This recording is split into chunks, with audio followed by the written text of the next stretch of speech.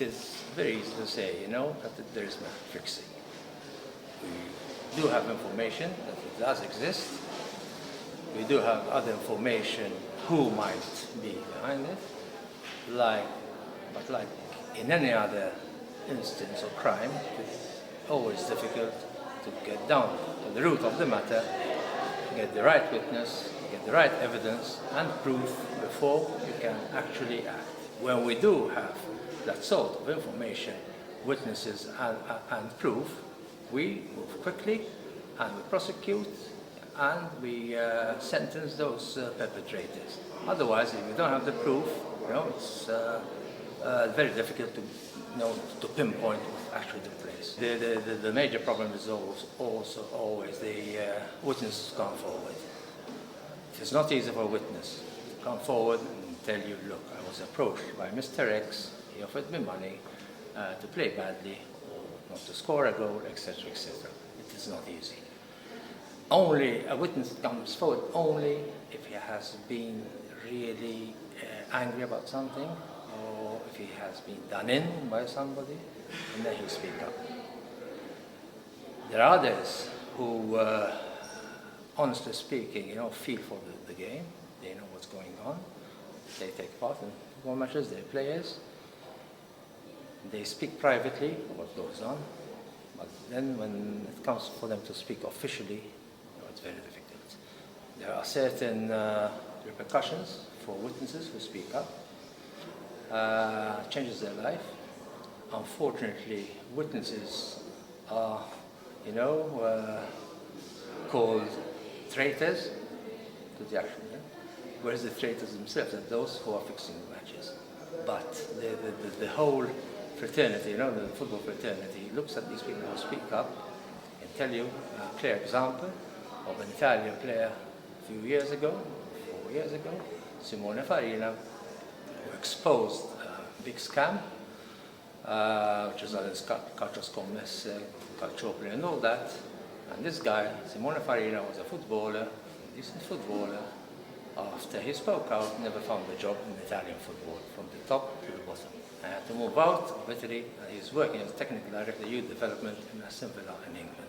You speak to him, with tears in his eyes. He said, I did something for the good of the game, and I was punished.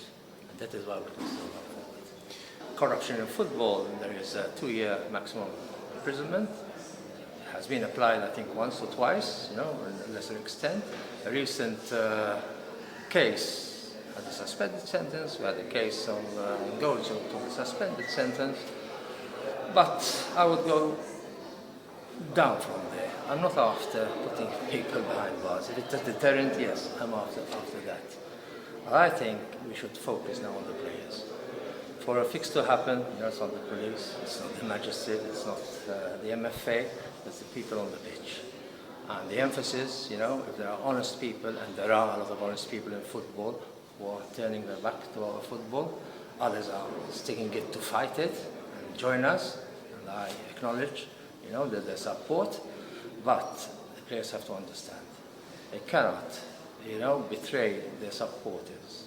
I said it lately, I went to a club where I saw the passion of these players and of these fans and supporters. Then you think at the back of your mind, the players will do these people in. There are families there, there are women there, they're loving them there, and then you think on the pitch. It's the actors on the pitch, the referees, the players who have to control this. It's useless. The police, the authorities, whoever, it's those people. And that's what we have to target. We have to make them feel responsible for what's happening in football. At the end of the day, you can pour a lot of money, but you want the product coming from there. And that is where our target has to be now. The convention was open for signature very recently, and so far we have 18 countries which have signed it, and 1 ratification, and we know that it takes time. And knowing that there is an issue in Malta on the definition of illegal betting, fight against illegal betting, all expected that it would take more time with Malta. Convention is about integrity of sport, fight against match fixing, and it did not intend to play a role on opening the market or closing the market. And the commitment of the drafting group was to remain very neutral regarding this. And countries which are open for several licensed betting operators like Malta should feel good as part of this convention, and countries which try to defend a monopoly like Finland, they also should feel good within this convention. And then there is an issue on the interpretation of the EU law, but this cannot be addressed within the Council of Europe. And you cannot expect the Council of Europe or a global international convention to address an issue that needs to be addressed at EU level.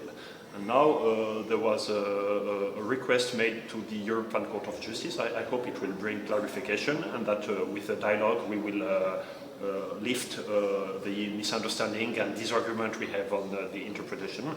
But my understanding is that the Council of Europe Convention would not change the situation of betting operators established in Malta. At international level, it's seen as the first threat for sports, even higher than the doping today, and that's why organizations such as the International Olympic Committee, UEFA, are mobilized against match fixing. And a few years ago, we still had a number of countries which said, okay, we recognize the threat, but it does not exist in my country, and now everybody is aware that it matters every country and every sport, because they all had cases in their countries.